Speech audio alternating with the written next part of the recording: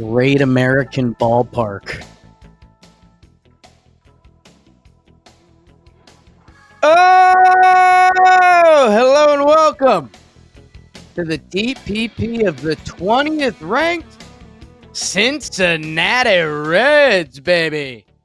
Last year, DirecTV Rewind. If you're ready to transform your baseball watching experience, head to directtv.com/JohnBoy or scan the QR code on the screen. My Reds, they finished 77 and 85. They just never got the magic runs. They finished 16th, which with every other offensive stat kind of being worse than that. The starting pitching had some highs. I mean, Hunter Green, they finished middle of the pack. So did the bullpen, essentially, that it just didn't happen. The thing that stands out to me, 15 and 28 in one-run games. That's maybe something that can flip, but they were positive run differential. Trev, this was a team we were excited for, and now it's landing a little funky. Who'd they bring in? I'm still on the excited phase because I believe we haven't seen this team like at full strength yet. So I'm still maybe by the middle of the season I won't be there, but right now I'm still on the excited phase. They did bring in some people. They changed the roster quite a bit. Terry Francona is the manager. Yeah. I think it's very I don't usually talk about managers right off the bat, but I think he's one guy that you can say probably going to make a difference there. Change the culture a little bit. Love that for them. They brought in Austin Hayes. 1 year, $5 million. They have a $12 million mutual option for 2026. He was in Baltimore and Philly last year. Scott Barlow, Coach Marsh used to coach this guy back in the day. Wow. He comes over 1 year, $2.5 million. He's the reliever there. And then they traded Jonathan India. Don't forget. Brought in over Brady Singer, starting pitcher from the Royals. They brought in Gavin Lux in a trade with the Dodgers. Jose Trevino in a trade with the Yankees. Taylor Rogers in a trade with the Giants. So they brought in a bunch of major league ready talent to supplement this roster. They signed a bunch of minor league deals. Wade Miley, Brian Shaw in my book, Alex Young, Albert Abreu, and Josh Stallman all coming over on minor league deals. They also exercised an option, Nick Martinez accepted the qualifying offer with them, so he's back. Brent Suter, Emilio Pagan is back as well. So the roster is set. They've added to it. I like it. They did lose some people, Jake, and who are those people? Yeah, I mean the big one is Jonathan India. We've been on Jonathan India from the start. Hot.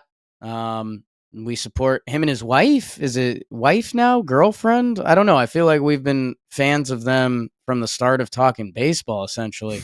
Some bullpen parts. Justin Wilson threw a lot of outings for them last year. Not the best results. They ended up with Ahmed Rosario when he was hopping around last year. And then Buck Farmer, Joey Weimer was in the trade. Yeah, Fernando Joey Cruz. Weimer's name, baby. Joey Weimer. Fernando Cruz with all that arm talent now in the Bronx, baby. But I think the parts in are better than the parts out. And more importantly, my guy, Matt McClain, should be back in that lineup. How does it look, Coach?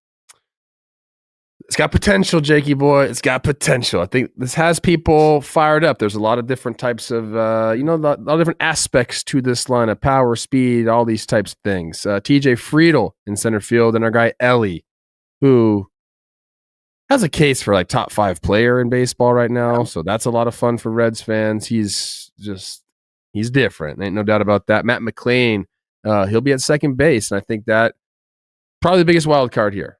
How's Matt McClain going to look? Can he be the guy that we all think he can be? And if he is, that's going to be a game changer for this team. Tyler Stevenson behind the dish. Spencer Steer, DHing. Third base is kind of in flux right now. We have, a Gavin Lux. Is Candelario going to be there first base? Is Encarnacio Strand, what's he going to do? Is Noelvi Marte going to figure it out? There's a lot of question marks there. Right now, Fangrass has Lux at third base, so I think Francona came out and said he'll probably just be a guy that spells guys all throughout. Middle infield, left field, third base. He's going to be one of those guys. I mentioned Candelario. He'll be at first base. Jake Fraley in right field, and Austin Hayes in left. And on the bench, Encarnacion Strand or whoever's not playing third base, could be Lux, Espinal, Stuart Fairchild, Jose Trevino, and then you still have Will Benson there as well. So they have what I consider a fairly deep lineup with a above average bench. That's how I'd classify this Reds team. What about that pitching, the rotation of the bullpen, Jake?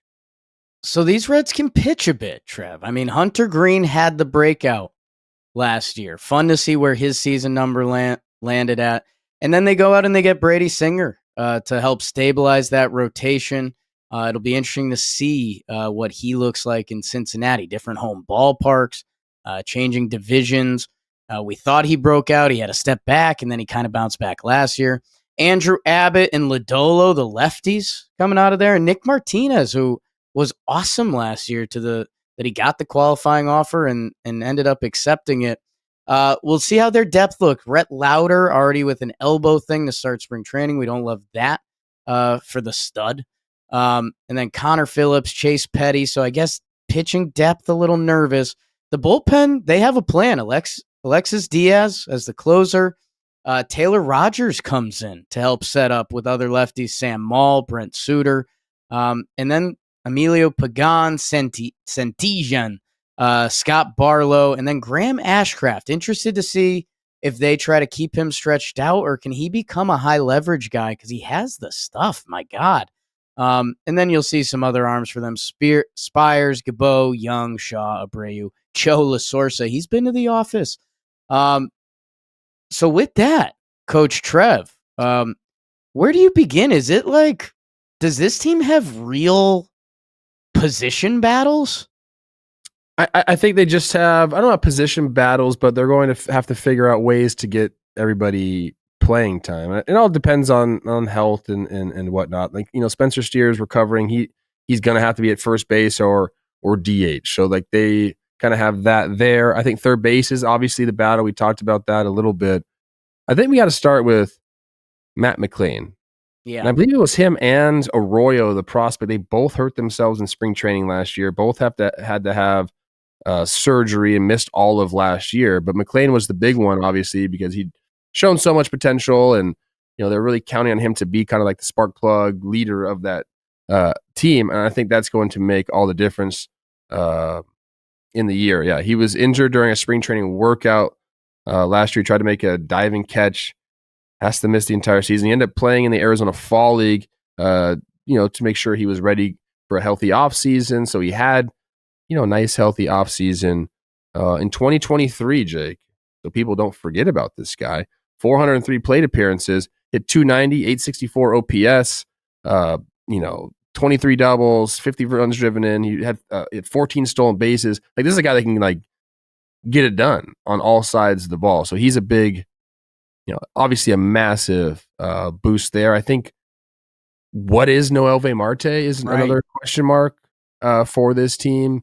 2023 was excellent, and then he gets popped, and then 2024 not so great.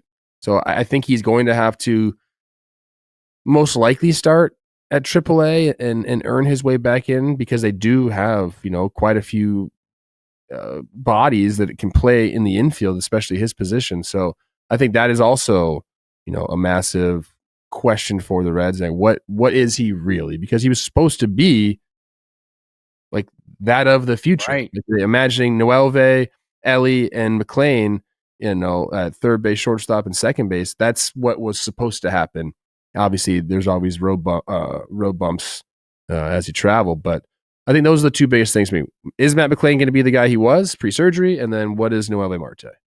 It's that and Elly pushing his ceiling. Like, there's some people who have already anointed him in that the next level, like the MVP level, which right here. Yeah. He did it last year, Jake. He did it. Yes. And I mean, Elly had an incredible year. I'll get the stats up, because they are, when you read them, you're like, okay. I mean, he's part of the reason the whole team was good at stolen bases. He had 5.2 B-WAR, 67 swipes, 25 homers, 259, 339 on base, an 809 OPS. And I guess Trev, And great shortstop. Every skill you could imagine wanting. Elly De La Cruz has it. And even like more than if you were creating a player in MLB The Show. I guess for me, I think there's excitement that there's more. And like that's an incredible season. That's if Elly rolls that out for the next half a decade, that's an incredible baseball player.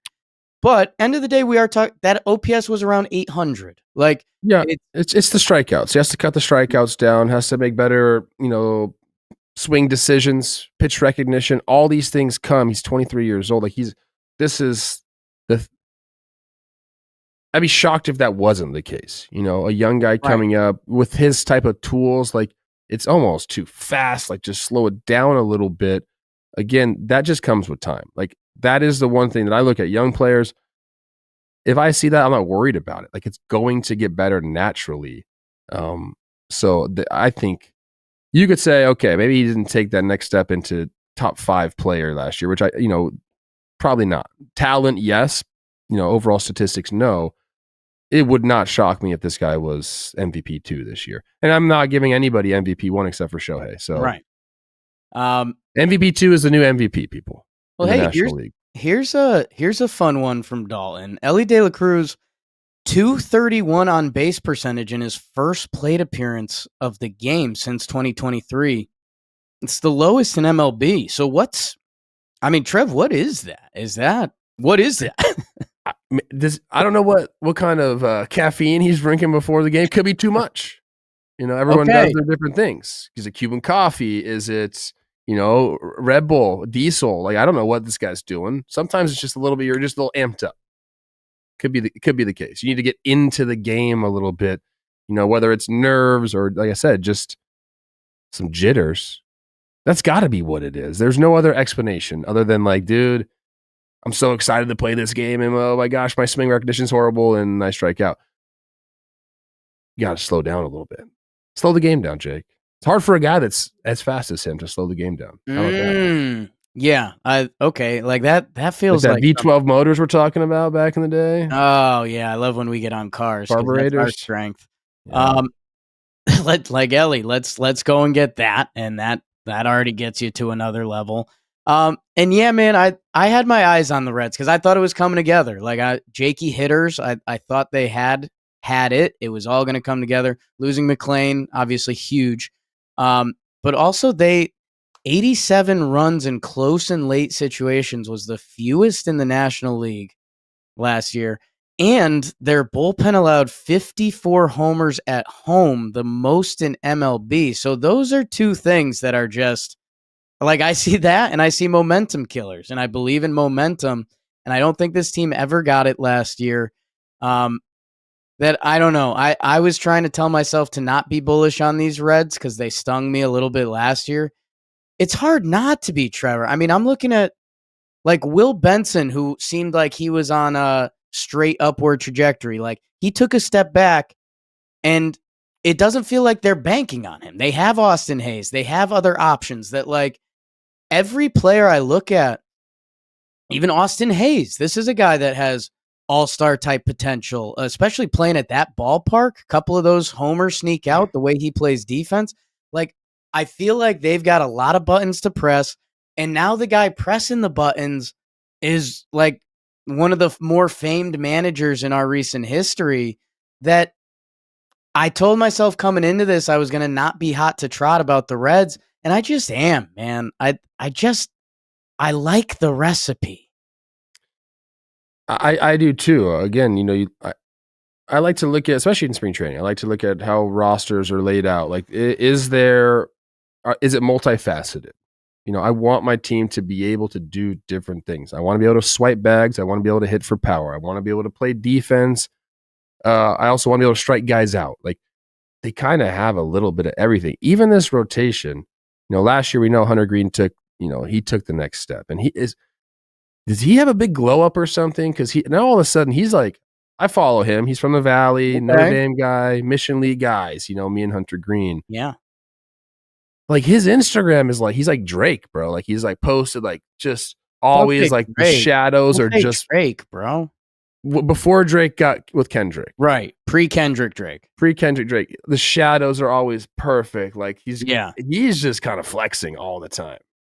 So he's like found the next level. He's a bona fide ace in this league. Andrew Abbott is another guy who just like is a sneaky like hell of a number 2 or 3 starter. You know, kind of like set it and forget it type of guy. Nick Martinez has done his thing. You know what Brady Singer did last year. Lodolo, I think, can take that next step. Like they have. You talk about like deep rotations. Like this has a chance to be a very, very deep rotation with guys. You know, lefty, righty. Like they just have a nice mixture. And I keep thinking this to myself, Jake. Now put your big brain on. Put that on. No. You don't not have my one? Strength. Not my strength. What would make Terry Francona come out of retirement? Not earmuffs, not some bullshit ass roster. Okay. Right? Okay. Am I right about that? Am I wrong? I think yes and no. I think Tito's like addicted to baseball. It has to be the right situation. There's no way he would get into like, I'm going to go rebuild with the Marlins. Yes. So I keep thinking that, like, what would make my guy Terry? I know he's a baseball rat. I understand. But he picked the Reds. And that's where the Reds can be tough because, okay, the Brewers have run the show in this division. And I think they laugh at the Reds a little bit because they're like, hey, guys, you have some cool talent, but it's like run prevention. Like, win baseball games. Win the games. Like, this is the joke I make. Every Brewers-Red series, it's a tied game in the 8th inning. The Brewers make the play. The Brewers win the game. That I don't know what that is. And I don't know if there's a little bit of a lack of identity with the Reds. Like, do they need to become, hey, our strength of our team is our starting rotation. Like, you know, and it's going to be Martinez and it's going to be Green and it's going to be Abbott. And like, that's the strength of our team. Or maybe that infield does break out, but I feel like they need something they lean on that they do. Cause I think the Brewers have that. They have their game plan. The Cubs have leveled up this year. The Cards have not. The Pirates are going to pitch that. I don't know. Like I feel like a little bit more of an identity. And maybe that's corny and doesn't matter, but I think it does.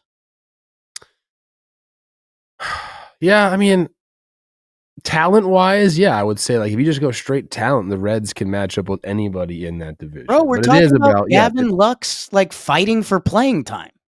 Yeah, I guess I don't really know how to put it. Like, sometimes talent doesn't get you where you need to go. It's like, can you make that play? Can you do that? Now, if you're wondering, Jake, I believe both Pacoda and whoever else puts out their projections has the Reds like in last place in that division, tied with the Pirates or in last place. Which, if I'm looking, and we just talked about all the things we just talked about, it doesn't really add up to me. And don't you think Francona makes a difference in that aspect that you're talking about? Identity, fundamentals, like that's the things that he is known for. Getting the best of his team, making sure they're fundamentally sound, making sure they can make those plays, managing bullpens in one-run games. Like I think that he has a chance, and again, I don't say this about a lot of managers, I think he has a chance to make a difference in exactly what you're talking about. Yeah, I just Googled like what's Terry Francona's message at this Red spring training. One of the thing that pops up, he wants Elly De La Cruz to be the best player in baseball on the best team in baseball. Like, let's fucking go. Let's go, Terry. I'm seeing what else is. He's just talking about telling the vets not to use the ABS system because he doesn't want it in their head. So I don't. You're right. Like they have all the things that you want to believe in a baseball team, and it's just how does it come together, especially in the middle of that lineup? Like, is Tyler Stevenson that guy? Is it Spear? Can Candelario back? Like CES? Like someone's going to have to step up with like an 800 OPS in the middle of the lineup. Yeah, do it. Just do it. Because we've been touting this Reds roster for a couple of years now. So yeah, it basically is do it. And let me mention this. A young T. Plouffe playing travel ball. When travel ball meant something back in the day, there was only a few travel ball teams out there. Me up the middle with Chris Valleca, their new hitting coach. Wow. Okay, that means nothing. He's a bat to ball type guy. I think he's going to be good for Elly is what I'm trying to say. Okay. Yeah, it's just kind of funny to me. Like, we just did the Rays TPP, and it's like they're going to throw the ball. Even Pittsburgh in this division, they're going to throw the ball. That, like, whatever offense and defense they get feels like a bonus. This team, God, if it comes together, man, like, picture a playoff rotation of Hunter Green, Singer, and whichever guy breaks out. Like, it feels like they have the guys on the back end to close it. And they have the star in Elly, supposedly, that I'm interested to see it all come together. Everything's versatile. Righties, lefties, like they have everything kind of at their disposal. If I was to ask you this question before we get to the over-under, what roster do you like better? We just did the Rays. Reds or Rays? Like, roster soup to nuts, yes. Which I keep saying, and I don't think I'm using it right. I've never heard that before. I like the Reds roster so much more. Okay. But like is it just Elly? Is Elly do it for you? Because the Rays don't have an Elly. No, like even maybe they do in Caminero, but even if Caminero gets on that level, like, dude, Gavin Lux on the Rays would be like, we're talking heart of the lineup, maybe top of the lineup. Would he be though? Because they also kind of have it set. Bilal, Hassan Kim, or Carson Williams and Caminero. I think Gavin Lux is going to find a great role in that. Right. And dude, if you can play all those positions, you're talking about you're very, very valuable to a team. So I don't know if that's necessarily true with Gavin Lux on the Rays, but I agree with you. I think that this roster overall, even though I touted the Rays starting pitching, it's about as deep as you can get. I live there, but I would go Reds. I guess that's the thing for me is you go into a weekend series and it's like, how are the Rays or Pirates going to win a game? And they're like, well, we might have our starter go 6.2 shut on you. And like, that's how we're going to win a game. The Reds can say that. They have everything, but in a way it's not like this. Jack of all trades, master of none. Is that what you're saying? I don't know. Like, I'd almost love another speed guy to go with Elly, or I'd love another power guy to go with Elly. Like, I don't know. And if Tito presses all the right buttons, it should be a beautiful thing. I'm very excited to see the DraftKings over under. And if you're getting into that, you might as well place a couple NBA bets along the way. Come on, baby. DraftKings Sportsbook right now. New customers who bet $5 will get $150 in bonus bets instantly when you use code TALKIN. Anything you could place a prop on. Assists, rebounds, steals, blocks, turnovers? I think so. DraftKings is the home of NBA player props. So download the DraftKings Sportsbook app now. New customers use code TALKIN. Bet just $5 on any wager, get $150 in bonus bets instantly. That's code TALKIN only at the DraftKings Sportsbook. Where we at? Coach, DraftKings has the over-under at 78.5. The projections are not liking this Reds team. I do want to ask Bobby, how many overs, how many unders so far for me? Oh, okay. You want your update. Because, dude, I can't just... Right. Spoiler alert, I want to go over, but I gotta... Right. 6. So you got 6 out of, this is the 20th team. So you're 6 for 10. 6 overs, 4 unders. That's not bad. All right, Jake. In 3. You got it. Okay. In 3, 2, 1. Over. Come on. Okay, I agree. I'm in on this one. I wanted to go under. You did want to. You're feeling real sharp right now. That's what you're feeling. Well, the other thing, Rob said it before we got started. I'm going through these team profile and projections, and okay, what can Elly be? And Hunter Green broke out, and I like Friedel, blah, blah, blah. Rob just goes, Terry Francona, man. I want to believe in that. Yeah. I want to believe in that. I think he's only had one season with under 76 or the last time he had less than 76 wins was 2000. So like, I want to believe. Coaching in 2000 was that Red Sox? I think it was the Phillies. The Phillies before. Okay, and then he went to the Red Sox. So yeah, I don't know. You gotta believe in some. I believe in the talent. I believe in a new manager. I don't believe in anything else in that division except the Brewers, like Brewers rule. So I don't know. I'm in. I'm still in. Let us know what we missed. Let us know. We'll be back. Baseball.